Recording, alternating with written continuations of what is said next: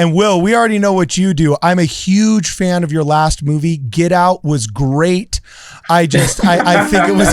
Spending money like I just got paid. $100 bills, tell them keep the change. Come on. Yeah, like honestly, surprisingly, like we've had a lot of great feedback. Pop a bottle, about to make it rain. Let me give you something now to celebrate. Come on. Say your piece, Isaiah. Say it, my man. Dude, great minds think alike. That's all. If you're wondering why I move the way I do, I just feel so good. I had a young men's leader that honestly, he saved my life. I mean, because by your mere existence, you are the absolute rejection of a stereotype. You know what I'm saying? The second people see the podcast, Brothers in the Foyer, and there's 7 of you, it's like, well, I guess we can't be that bad. You know what I'm saying? So good. The following is an episode of WardRadio and does not represent the thoughts or the opinions of KHTS, its owners, or any of its affiliates, nor does it represent the official opinion of the Church of Jesus Christ of Latter-day Saints. With that said, sit back, relax, and enjoy the program. So good. Welcome, ladies and gentlemen, back to Ward Radio. I am your host, Cardinellis. Today, I'm joined in the studio by Luke Hansen, editor-in-chief of Ward Radio News, and via Zoom by the Brothers in the Foyer. There's a new podcast in town, Brothers in the Foyer, spelled with a Z, okay, led by Andrew, Will, and Isaiah, who spells it super cool, man. And we're going to get to know these guys. I was blessed with a message from Greg Madsen saying, hey, dude, these guys are cool. I asked him, hey, who are these guys you just talked to? He said, hey, they're super cool. So the Brothers in the Foyer agreed to come on the podcast with us. We're super excited to have them. I'm just going to go counterclockwise. And Andrew, you're in the hot seat first because you got a super cool studio. Really fast, is that a real studio or is that blue screened? No, this is legit studio, man. Like, dude, that looks hip, man. Well, it's not even a studio. No, like if you've seen everything else, like literally, I look like I'm in an abandoned basement right now. If you've seen everything else, that's right here. But I just got these little planks I put up, and I got some stuff I like and interesting stuff. Dude, and the merch, man. Hey, oh yeah, that's what I'm talking about. See, that looks good enough with the Nike shoe and the Chiefs Kingdom and the cool, the tchotchkes behind you. I put that together myself. I'm actually proud of that because my wife really doesn't think I'm a good designer. Putting stuff together. I thought your wife did. Yeah, it's good enough. We thought it was fake. Man. It was good enough. We thought it might be fake, so we had to ask. So that's great, man. That's great. I appreciate it. So anyway, who wants to go first? Tell us, dude, what's Brothers in the Foyer? What inspired you guys to do your thing? Just introduce yourselves, my man. We want to hear everything you got to say. Well, nobody else saying I'll go. He put you in the hot seat. Yeah. Oh, okay. All right. My bad. I didn't know if it transitioned. Okay. So yeah, Brothers in the Foyer, man. This started at something that we wanted to really help people around us and just people online to see positive stuff from members of the church, because there's so much anti stuff out there, man. Everything that's pushing against the church is, a lot of it's lies, misconceptions, and we're trying to help push that forward as well. And then also showing with a different perspective, looking at us, obviously we don't fit the Mormon mold. I guess when you first glance, we don't look stereotypical as you would see as members of the church. And so, but we've done a lot of things to stay faithful in the church, and we try to bring our unique perspectives and our upbringings and bringing our culture into that and helping people learn more about the gospel. And hopefully that brings down some barriers, because I think a lot of people have misconceptions about the church, as we all know. But I think when they can maybe see someone else that may relate to them a little bit more, potentially, that can maybe bring some walls down and maybe open some hearts as well. So there's not enough Chiefs fans, you're saying? We need more Chiefs fans. Okay, cool. It's starting to turn into that.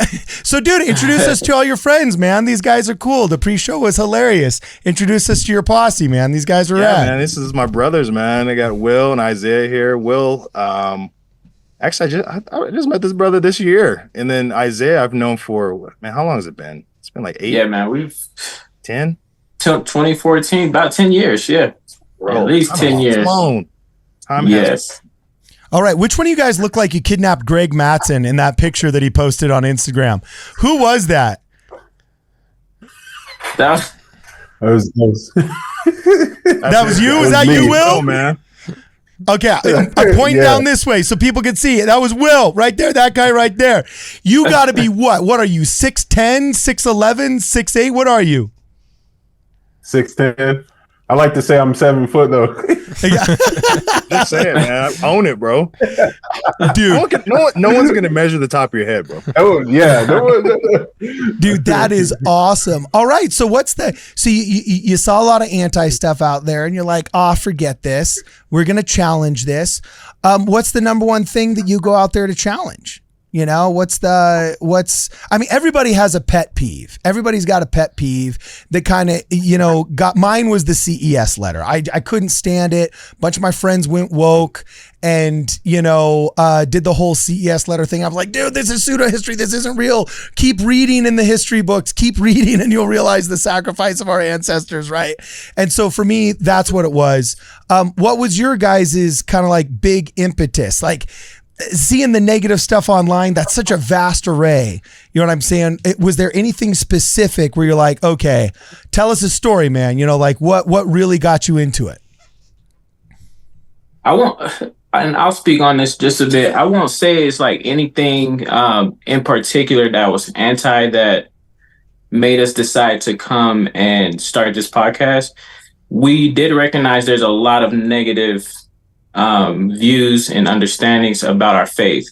But the start of it started from a temple trip that we had. All of us met at the temple, me, Will, Andrew, and 2 other of our brothers. And it was a temple experience that we had where we wanted to normalize the Black experience in the LDS church. And so we want to, like Andrew mentioned, like break the barriers of, Black individuals in the church and normalize our experiences. And so it's kind of like a combination, right? It's like we want to be for Jesus Christ, preach the gospel in our authentic way, sharing our experiences and our testimonies. But we also want to be voices of understanding within the Black community, within our faith as well. And we want to show people that aren't members of the church that, hey, you can have belief in Jesus Christ wherever you are and still be able to relate to us being members of the church and being, minorities in the faith. That's cool. Well, come to LA. There's who's the minority is the question down here sometimes, What's your stories? Are you guys lifelong members? Were you born in the church? Were you converted later? Or did you have some cool, adoption story? Or did you just stumble into a Book of Mormon on the subway in New York City one day and say, hey, this is for me? Like those touching stories you read about on the Ensign once a month, what's your story? I mean, me personally, I've been raised in the church, but obviously I think everyone has an experience where they get converted. It's an ongoing process. But yeah, my grandmother, she was the first member in our family. She had a dream. She saw an angel. She thought it was Angel Gabriel. He was blowing this horn, and she's a woman. She has dreams all the time, or did. She's passed away, but and she kind of didn't really think too much of it, and then missionaries knocked on her door and she let them in and sat down and talked with them. And they were talking about the Salt Lake Temple, and she saw the Moroni on top of the temple. And she's like, that's what I saw in my dream. Whoa. And the rest is kind of history from there. And my mother, she just previously, probably like maybe a year prior, she lost her husband. He got hit by a train. I don't know the full details regarding that before I came into the world, but she was looking for answers, and she kind of was going through her own Joseph Smith experience in a way, where she was looking for truth. She tried every different religion and asking questions, and no one could really provide her that peace about the life after. And my grandmother was like, hey, you should talk to the missionaries. They may have some answers for you that can maybe help you, give you some peace and some understanding that I've gotten. And so she went through that process and learned about the gospel, and she's been a faithful member ever since. And then, so yeah, it's been about 2 generations now that have been members of the church because of that. Where was that? So my grandmother, she was actually living in Idaho. She moved out to Idaho for some odd reason. From Kansas City. I don't remember the whole backstory why she was out there. But yeah. And then my mom was living in Kansas City at the time, and missionaries, she was able to meet with them. And then yeah, kind of that whole process went from there. Okay, that's awesome. So I guess just some rapid fire questions, and you guys can answer however you feel good about answering. What's the coolest part about being a black member of the church? What's the uncoolest part? You know, what's your favorite? What's your least favorite? You guys are the hip podcast that addresses this topic. You know, I guess we'll start out with the first one. What's your favorite part about being a black member of the church? What's your least favorite part? Well, you guys get it. I think the best part is you stand out. It's always an opportunity to, you know, bear your testimony, stand up for what is right. And I feel like I always stood out, not only because I was tall as well, but I was black. I was gonna say, bro, you're 6'10", man. You stand out wherever, dude. But yeah, a bunch of different experiences. We moved here from Indianapolis to Utah in 2006, and so I really stood out, you know. But yeah, it gave me an opportunity to stand up for what was right. It gave me an opportunity to, you know, be a true disciple of Christ, for sure. So I think that's the best part for me. All right, rock on. Isaiah, Andrew, any other takers? Yeah. I personally do not have any least favorites about being a black member of the church. I feel I have similar feelings to Will. I just feel like it gives me a greater advantage to be able to be a unique individual, to be able to share the gospel, especially with individuals within the black community. If I had to pick one thing, that would probably be my least favorite thing, not for me personally, but just the perspective that our community have about the church, about our people being cursed, and just looking at surface level information that they see on the internet without actually inquiring with someone that's actually a part of the faith. Like, I don't know all of the history, but I do know enough to where I feel like the Lord has witnessed to me, like, and gave me understanding of why what transpired happened in terms of race in the priesthood and things of that nature. And so if I had to pick one thing, it's very general. It's just like, I don't like that our people have that perspective. And I love the fact that I'm in a position to be able to share with them the truth if they're open and willing to learn about it. Wow. So what's most effective in your whole just sharing? I mean, because by your mere existence, you are the absolute rejection of a stereotype. You know what I'm saying? The second people see the podcast, Brothers in the Foyer, and there's 7 of you, it's like, well, I guess we can't be that bad. You know what I'm saying? Also, that's just the LA 8th Ward, by the way. When you come down here, that's just the LA 8th Ward. Okay. But yeah, like what's, like, have you noticed you've made headway against the headwinds that you didn't like? You know, have you actually put a dent in the negative connotations that you see online? Yeah, I mean, we're still striving. A lot of my experiences that I've had with individuals, it's just been literally from conversation, right? One way or another, through me meeting, they'll find out that I'm a member of the church. And it'll just spark a conversation. Oh, that racist church, or oh, the church that, you know, says black people are cursed. And then it legitimately just gives me an opportunity to relate to them on not a level of trying to like expand and not explain and completely defend my position, but just like explain all the great things about the church and then keep it very surface level. But then it's more centered on Christ, and then come back to, well, this is what happened, why, and just give them an opportunity to learn more. That's been my personal experiences with interacting with other individuals within the Black community that have that perspective. All right, that's cool, man. That's cool. So what do you guys do in real life? You know what I'm saying? Like, in real life. Yeah. Like, what do you guys do? I mean, obviously, the podcast isn't the only thing. What do you guys do in real life? Let's get to know you a little better. You know what I'm saying? Yeah. Well, I'm stuff with my friends. Oh yeah, go ahead, Andrew. I just do hood rat stuff with my friend. No. Like, that's classic memery. Classic memery. I like it. No, my bad, Isaiah. You can go ahead and go. No, I love it. No, I was just gonna say, well, I'm a husband and father, first and foremost, and I'm a realtor by trade. Like that's my career. And I got into that through my wife. My wife actually, before we even married, threw out an idea of being, going into real estate investing. And so in order for me to learn how to transact real estate, I got a real estate license when we were living in California at the time. And, it shortly became a career. I fell in love with the idea of just being serviceable, because being a realtor is actually being a service member of your community. And so I fell in love with being able to provide people that really want ownership with ownership. And so now I'm just basically taking that and adding on to what ultimately we want to do is, just be real estate investors. Okay, and Will, we already know what you do. I'm a huge fan of your last movie. Get Out was great. I think it was awesome. That wasn't even the last movie, was it? You're right. It wasn't the last movie, but no, just kidding. So what do you do, Will, man? Hit us.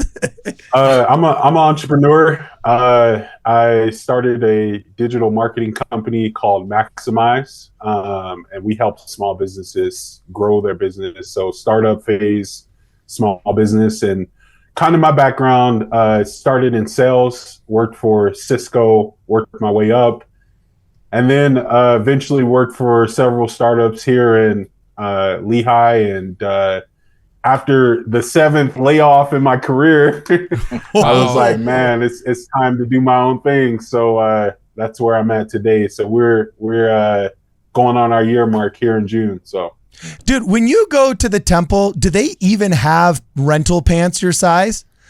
Like 38 long. Do you hit your head on the door going into the sacrament hall? Because in some of these older chapels in LA, I always have to duck. Yeah, like even I'm only 6'6" and I got a duck underneath some of these things. I can't even imagine. I'm surprised you have teeth left. You know what I'm saying? You must be just, holy smoke. Okay, Andrew, what do you do, bro, man? What's your thing? Yeah, man. So I do marketing. I'm a digital marketer as well. I've been working here in the tech space out here in Utah on the Silicon Slopes. And so as Will's been saying, yeah, layoffs, they're real, bro. I've been laid off a few times, and it's getting close to probably doing the entrepreneur thing, because it kind of gets old. You kind of want to do your own thing. Don't know exactly what direction that would be, but yeah, I've been doing marketing for about 8 years now, and I love it. It's dynamic. It's always changing, and yeah, and then maybe something I may want to do my own agency. Oh, that's cool, man. That's cool. So you guys all met. You had a fun temple experience together. You all agreed, hey, there's a lot of misconceptions online. Let's go fight some of these misconceptions. Well, maybe not just fight some of our misconceptions. Let's also just have some fun because we all get along, right? And you decide to start a podcast. What's the feedback been so far? What are the reviews? How's it been? Has it been well received? What's going on? Yeah, like honestly, surprisingly, like we've had a lot of great feedback. I mean, you obviously get to trolls in the comments here and there on YouTube, but no, honestly, so many people are like, yes, they're like so excited. They're like, we've been waiting for you guys. Something like this. The church needs this. Members have been looking for this because, I mean, I potentially see us as like becoming not an official resource, but being a spot that can maybe help people say, hey, we do have Black people in the church. These guys, check them out. They're real, they keep it real, and they're authentic, but yeah, a lot of people we've gotten a lot of great feedback. We've had a few videos. I think one of our latest one was, not our latest one, but a big one that really got a lot of attention was when we were testifying about the Book of Mormon. And a lot of people just really, really were drawn to that. And it's just been fun. We've been able to meet and collab with a lot of people just like as yourself, and just get more reach, and we're just trying to grow, trying to just reach more people and hopefully spread the gospel as much as we can, and then help inspire other people on the way. Oh, that's cool, man. That's cool. I used to do a lot of work with Marvin Perkins and Blacks in the Scriptures. Did a lot of podcasts with him and stuff like that. I've seen that video. Oh yeah. Oh yeah. I seen that. I was like, You seemed a little uncomfortable. Well, I was gonna say I was a lot skinnier back then. You know what I'm saying? I was like, I'm surprised you recognize me. That was like 50 pounds ago, right? You know. But anyway, hey, it's gonna happen to you too someday. It will happen to you too someday. All right. But anyway, I was gonna say some of the information I got back when I used to help him with the podcast series. And also with Darius Gray. That was it. With, I think it was called the Genesis Project. Like some of the stats I saw blew my mind. I'm not going to regurgitate them correctly, but from what I understand, there was a study that basically went out kind of doing spiritually measuring the top 10 communities in the United States of America. Everything from just traditional WASPy Americans to Mormons to Catholics to, African American community, Asian American community, Asian Pacific Islander community, so on and so forth. They took the top 10 or top 11, whatever it was, demographics in the United States of America and gave them specific measurable quantifiers of spiritual willingness, I think was the term they coined. And willingness to attend church every Sunday, willingness to read the scriptures, willingness to pray and, kind of submit to the idea of a God. And they developed a bunch of questions. They paid for this big study. And the results of the study were absolutely intriguing. And the company gave recommendations based on the results. And it was so wild. I was able to look at some of this. And as it was explained to me, the data, like the Black community in America was like number 1 out of 3 of the top 5 most important spiritual markers, like willingness to read scriptures, willingness to pray, willingness to everything from pay tithing to the only thing that the regular, like boring white suburban families was first on was willingness to go to church every Sunday. Like that church attendance was like the only thing they were even in like the top 3 on, right? But the Black community was like top 3rd on every single thing, self-reported, like nobody's leading the witness here. And the recommendation, this is what blew my mind. The recommendation of the company that did the study said, hey, well, actually what I would do if you're a North American church is I would uniquely target the Black community for proselyting. And based upon this data, I would assume that you would be considered a Black church within 3 generations. Like, how crazy is that? That's so receptive is the Black community in North America to spirituality, but frankly, the most neglected, like, I mean, it's not really catered to unless it's election year. You know what I'm saying? So like, if you guys just one day, I guess, just as the brothers in the foyer, they're never going to do it because they're boring. They're still, reading newspapers printed on paper.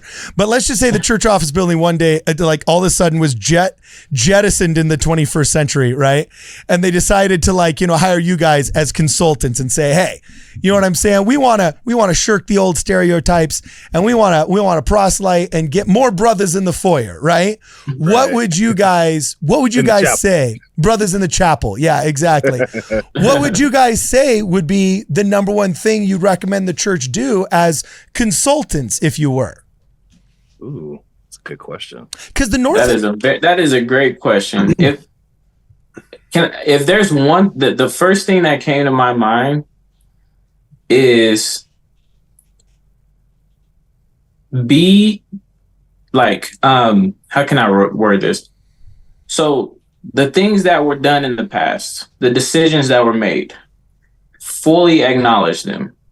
I think that could be the first thing that could be done, because I talk to my brother a lot. My brother's a member of the church, and I've talked to other people.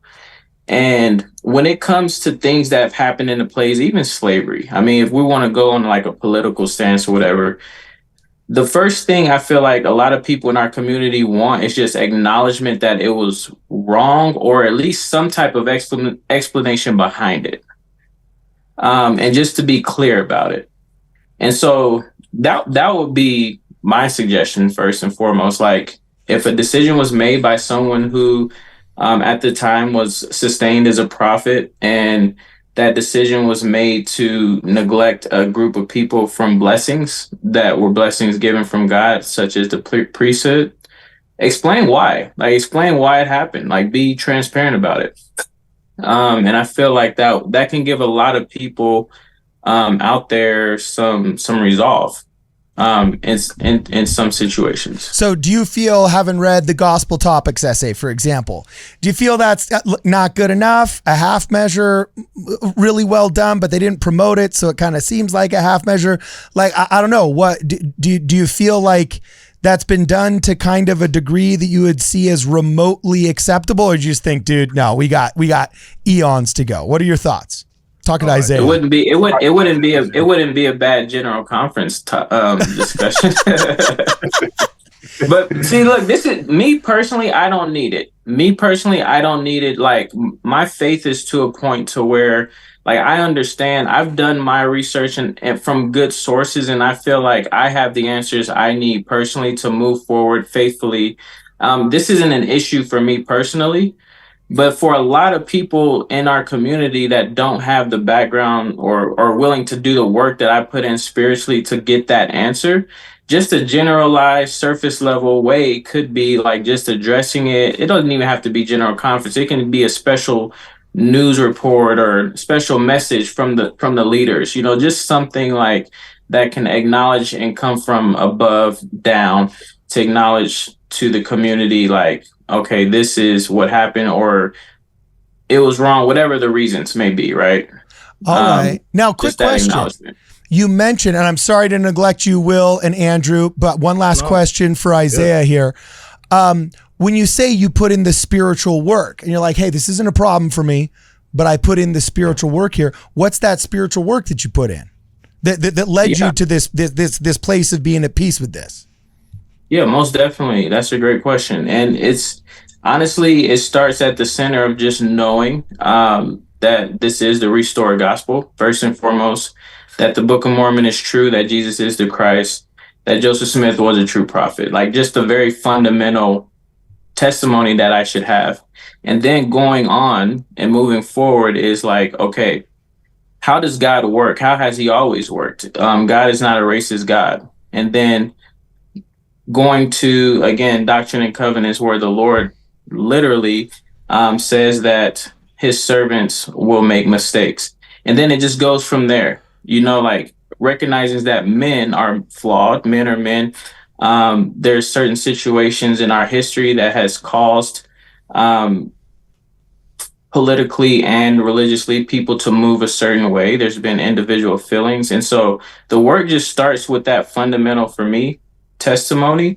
And then if it's enough for me to get some peace on race and the priesthood, I went further. I dug a little bit into circumstances that happened. I prayed about those circumstances, and I got a lot of peace, just from praying and receiving revelation from above and not necessarily listening to the things that are out there in the world. All right, that's awesome. Now, I can't get Will to shut up, but I'll let him answer the next question, So, Will, I'm in the church office building because we all know they can't wait to hire somebody like me, but I'm in the church office building. I want to hire Will the consultant.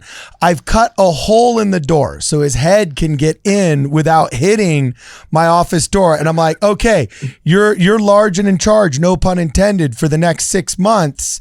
You and your buddy Isaiah, you're my consultants. What's your answer, man?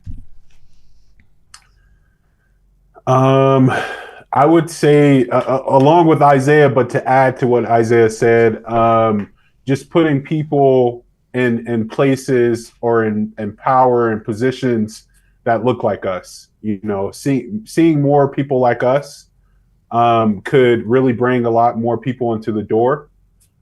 Because growing up as a Baptist, that's all I saw. I saw a black man leading the church. And so that's all I knew. And then, once I came and once my family were converted to the church, it was completely opposite, which isn't wrong, but I think having representation can go a long way in the time that we live in, especially, and it just shows, that we're a universal church, which we are, but seeing that is a little bit different, especially for us. I can remember I don't know which general authority was called first, but when they called a black general authority, I was going crazy. I was like, wow, man, this is happening, But it was really cool because I was able to look at him and see myself, even though I would never want to be a general authority. I was able to say wow, man, this is amazing. So. Be honest, you friends with Ahmed Corbett yet? That guy, man, he works the back channels. He works the back channels, and every one of my black friends in Utah has become friends with Ahmed Corbett, and I don't have a chance to meet him, but they all get a cell phone call from that dude the second they make a podcast. You know what I'm saying? I've met him. I've met him a few times. He gave this really cool. I was at a school. He gave a really cool speech about the similarities between Joseph Smith and Martin Luther King. So that was my first experience with him, and it was phenomenal. So would love to learn more about him and get to know him for sure. So, okay, well, tall guy to tall guy. Make that introduction. Yeah, tall guy to tall guy. Bro, I'm telling you, this is something the Catholics do better. Have you ever been to their mass? You got to stand up and sit down and stand up and sit down 7 times when your buddy gets married. And when they have you kneel down, they got nice little pads. They got the little knee pads, just like we got the cushion on the seats, on the pews. Yeah. They've got the cushion on the knees. And see, when you get above 6'4", you can attest to this, man. Those knees, man, when you got to get down, those knees. So when you talk to Ahmed Corbett, okay, when you talk to him, can you tell him to get padded knee pads in the pews? They got to tall guyify the church. They got to tall guyify the church. And that chandelier that's in the freaking foyer, you're the brothers in the foyer. Tell him to raise it a foot. I've smacked my head twice on that thing. You know what I'm saying? It almost blacked out. So anyway, Andrew, I just hired you as a consultant because you and Kwaku have the coolest podcast vibe with the Nike shoe in the background and the Chiefs flag. It's so cool it looks fake almost. And we're like, dude, we want to make young men worldwide look just as cool as your podcast studio, or we want to make the church just as cool as you are. What do you tell him, my man? What's your advice? I think because I do marketing, obviously, so I'm looking at things from a marketing perspective. If you're trying to target your audience, you want to have marketing material and assets that actually are kind of pitched towards those people. The church does have, I think, a few black people on the commercials here and there, a little intro, little YouTube clips and stuff like that here and there. But that would probably be my best way, and find things that are related to their culture and trying to target that. I think the church is probably making a big push now with trying to become more not accepting, but to reach more Christians overall. And I think there was a big push since with Easter, and talking about just the whole Easter week and that whole week leading up to that. So I think there's an opportunity there where utilizing things that relate in our culture to that, and that's something I would try to do as well. And just obviously just seeing a lot of black men and black young women out there representing the church, I think is powerful, because when you see someone who looks like you can see yourself in that space as well. And that kind of just naturally, just for most people, when people naturally gravitate to people who are like them in some manner. There's something that you have in common somewhere. If it's not your skin tone, it's a belief system, or it's something that you guys are both interested in. And I think sometimes with black people, when they see another person that looks like them, that naturally kind of raises that or lowers that wall and says, hey, maybe I can talk to these people. Maybe I can be accepted here. Hopefully they would think that anyway, but it can naturally, when they first see it, they can kind of be more accepting to it. Okay, rock on. We only got 8 minutes left here. So I got one last question. And also Luke, do you have a question? You got anything you want to say before I ask my last question? After your question, I'll ask something. Okay, fine. I'll ask my one last question. And no, I've been talking too much. You ask yours, and then I got my end one. You go, Luke, my man, hit him. Okay, so I have a couple of questions, but so where do I want to start?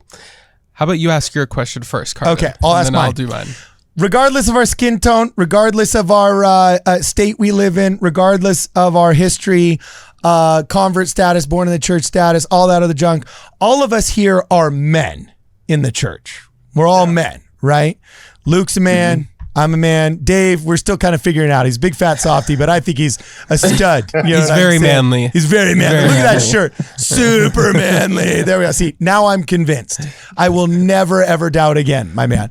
But Thank you. Yeah, okay. But anyway, we're all men in the church.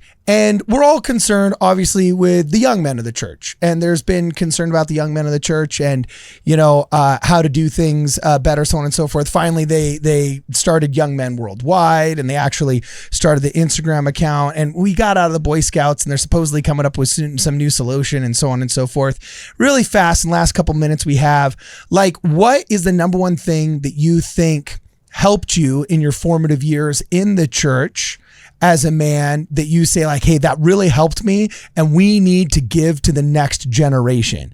Because kind of like Ronald Reagan said, every generation has the duty to preserve freedom for the next one. And we're only ever one generation away from losing it. I kind of feel hey, men, we're the priesthood, we're the backbone, at least theologically in that regard of the church.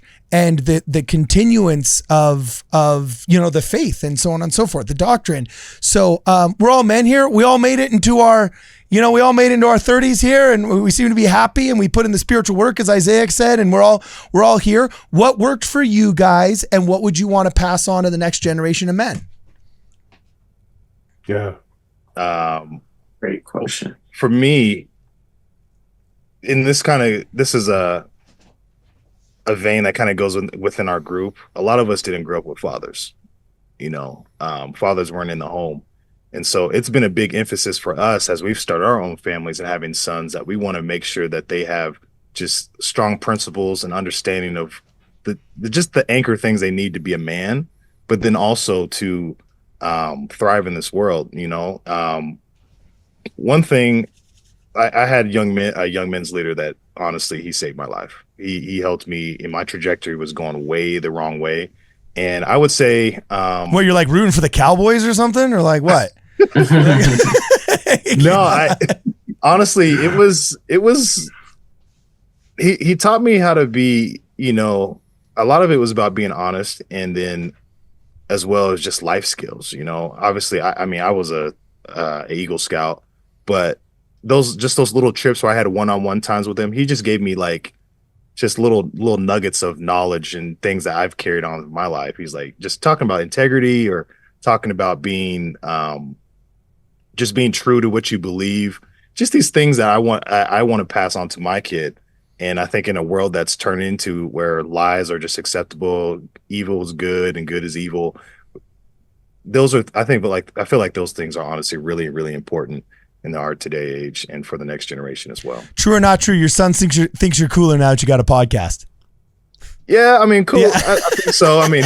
He's only 20 months old, but Oh, okay. Dude, mine's 8, bro. Mine's 8. And then once he kind of figured out what podcasts were and he actually saw me on one of his buddy's cell phones, then he's like, oh yeah, that's cool. And I was like, see, I told you. I told you. Your dad's not dumb. Your kid thinks you're cool. That's the goal, right? That's funny. All right, Will, my man, what would you say? I would say 2 things. Sexual purity, and then also knowing your purpose. And I say those 2 things because for me, the first time I encountered pornography was at the age of 11, going into to being a deacon. Right. And so I struggle with that a lot of times, up and down. And once I realized my purpose, I stopped making decisions that altered my path. And that purpose came through, as Isaiah said, putting in that work, reading the scriptures, knowing who Heavenly Father is, knowing Jesus Christ, coming to church, and being cleansed through the Holy Spirit. But those 2 things destroy the family. And the adversary, we know, is an enemy to the family unit. And so if we can get those 2 things together at a young age, when we become, ready to marry, to go on our missions and things like that, we'll be ready to go.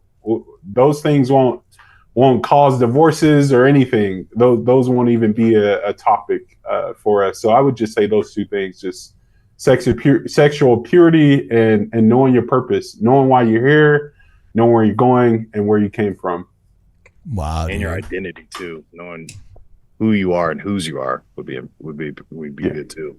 Rock That was on. mine. Yeah. Oh, That my was bad. actually mine. Oh, you stole No, it. you're good. My bad, Isaiah. Well, say your It came to piece, me. I had to Isaiah. say it. Say it, my man. Dude, great minds think alike. That's all. No, but that was mine. That would be my message to the youth: is find out really early who you are. I mean, we'll hit on it with purpose. Mine would be identity. Had I known who I was in the eyes of God earlier in my life, I would have made completely different decisions. I was a late convert. I was 23 when I was baptized. And so I was raised way outside of the church. But I had an experience being able to serve as a youth leader. I was a second counselor in the young men presidency. This is when they had the presidencies at the time. And I feel like the best thing I could have done for those boys that I served was be genuine, like, to them. And when I say that, I mean like genuinely invested in like who they are and helping them create camaraderie amongst themselves as a quorum. And so I left them with assignments every week to remember something about one of their brothers, favorite color, favorite one week, favorite food the next week, so they can really come together and learn about each other, and then all while learning about themselves. And so I feel like, Keep going. Sorry. oh yeah, no, you're good. Just like really learning that you are a child of God, and that you are not alone. Like, you're not alone, and that's why we have the quorums. That's why there's young men groups, so that way they have a support system. And so I really dug into that, like identity, and then creating a support group for them, for one another. So I got to know, we'll have to take a minute into overtime on this, but I got to know, adult converts amaze me. What does a handsome 23-year-old guy like yourself, you know what I'm saying? What you could go out and probably get any job you wanted, any car you wanted, any girl you wanted, you know what I'm saying? What are you doing thinking on the deeper things in life? I would be so caught up in the thick of thin things. And by that, I mean skinny supermodels like you probably got all the way until you got baptized. You know what I'm saying? What's a handsome man like you doing, saying like, oh, let me consider religion? Like what brought you into the church, man? Man, a handful of bad decisions. Like, I was hurting a lot of people that was close to me by my decisions. Like, we'll hit on a little bit. Like, I had a very impure life because of my lifestyle. I would too if I looked as good as you, bro. No shame. No shame. Hey, I don't walk into a party and get everybody asking my name and my number, So anyway, keep going. No, yeah. So, I had a moment where, yes, there was a young lady I was involved with at the time. I was hurting her bad, and I was like, man, like, I don't know who God is. It was literally a revelatory moment, and I had no idea. I was just like, I don't know who God is, but like, if people say like he's as good as he is, maybe I need to try to learn about him. And I remember going home from college that summer, picking up a Bible that my mom bought me for my 16th birthday, never touched it. It sat on my book stand, collected dust. And I started reading it front to back, and like the things that I was doing, when I would do it, I felt super guilty, and I was kind of like not wanting to do those things anymore, even though it was a super slow transition. And I learned about my parents being members of the church way back before I was born. So I started looking into the Latter-day Saint faith, and the rest is history, And so that's how I ended up here, and was baptized at 23, served a mission at 24, got married at 27. Now I have 2 lovely boys and brothers. My brothers here with me, Will and Andrew. So. Wow, rock on. Okay, Luke, did you figure out your question? Because we got to go in like 2 minutes, man. Yes. There's a number of things you can talk about, but I served a mission in Ghana and Sierra Leone, which is in Africa, West Africa. And it was very interesting to me going into it. I didn't expect there to be so little concern about the church's history with race of the priesthood. Like, nobody asked about it. People knew about it, but it just like wasn't something that was on their radar to be concerned about. And so I'm just wondering, like, are we too sensitive as a culture, or do you think that it is something that should we tell people to stop being so sensitive to it, that it was like 45 years ago, like let's move on? Or should we do a little more tactfully and still kind of do a lot of work to smooth things over? Interesting question. Yeah. That is a very interesting question. And it sparked from my own experiences. There was nobody, guys. Mm-hmm. Nobody. I baptized like 50 people. Nobody was like worried about this at all. Huh. I don't know. What'd you say? They're speechless. I personally think, and again, this is my personal opinion, I feel like our people can be a bit sensitive when it comes to the issues at times, but some people need that acknowledgement. I feel like the African members are some of the most faithful members in the world that we have. I mean, their faith is just like out of this world. But like for African Americans, people that are actually here in America, and there's been issues of slavery, there's been issues of race, and then you have this thing happen in this religion that's supposed to be the true church. There's a bit more sensitivity about it. I feel like it's kind of like Pandora's box. I feel like we should move on from it, but a lot of people just need like that clarity and transparency of like why. But that's the thing about faith. You know, faith, the Lord doesn't give us everything we want to know at when we want to know it. You know, we have to have faith and be able to have that fundamental testimony, you know, and believe that in time he will, you know, reveal what needs to be revealed for all of his children. All right, dude. So here's my 30-second soapbox on this. I'm 100% with Isaiah. It's the only thing I disagree with Thomas Sowell on. Politically, I would say, boom, there needs to be a freaking amendment that's signed in the Bill of Rights apologizing for slavery that puts it on the books that it was done. And Abraham Lincoln's promise to give 40 acres and a mule, the cash value of that needs to be given to everybody that can do their genealogy and prove descendancy from slaves. And then we need to give those 2 congressional seats to the American Indians. The 2 congressional seats that we promised the American Indians. And people say, oh, Thomas Sowell says, oh, we already gave reparations. It was the 50 years of welfare. Yeah, but that was on the stupid bureaucrats and the mega corporations terms, not on the terms of the people who are the descendants of the slaves, right? That give that out. Yeah, the bureaucrats that run all the bureaucracies that gets everybody addicted to the welfare. They're the ones that make all the money, not the people that actually receive it.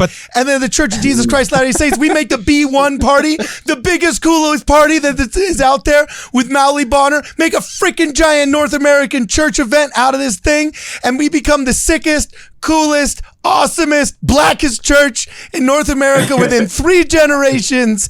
And then this whole thing gets put to bed, and we got nothing but a bunch of Andrew Smiths and Will Kennedys and Isaiahs with this funky, cool spelling of his name. You know what I'm saying? They all start running the show, and then it's just Brothers in the Foyer every week. Right. Hey. Was that pretty good? No comment. You said we need to be done soon, so no comment. But yeah, I feel like we can go on and on. Yeah, that's funny. Well, either way, it is true. You go to what's it called? You go it with an international perspective. It's different when you're in Africa.